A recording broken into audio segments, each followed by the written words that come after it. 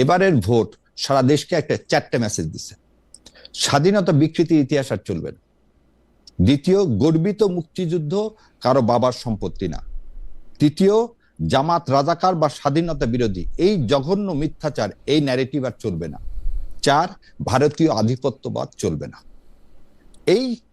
এই 4টা কারণেই আজকে আমি জানি না শিশির মনির সাহেব কি বলছেন, আমি অ্যাক্টিভলি আমি এই ভোটের মধ্যে যতটুকু দেখলাম, আমরা সব সময় জানতাম সাদিক কায়েম অনেক বেশি ভোটে জয়লাভ করবেন এবং সেটাই হয়েছে। আমরা ফারহাদের বিষয়ে আমি আপনাকে একদম বলতেছি, আমরা ফারহাদের বিষয়ে জানতাম সেটা হয়তো খুবই টাইট জয় হবে।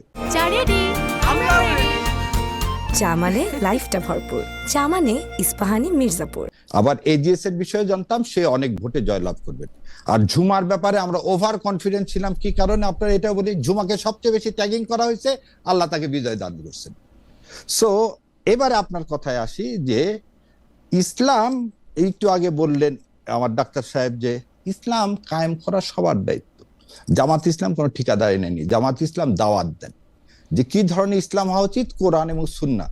নবী ইসলাম মৃত্যুর আগে বলে গেলেন, আমি 2টা জিনিস তোমাদের জন্য রেখে গেলাম, কোরআন ও সুন্নাহ। এই 2টার আলোকে তোমরা তোমাদের জীবন পদ্ধতি পরিচালিত করো।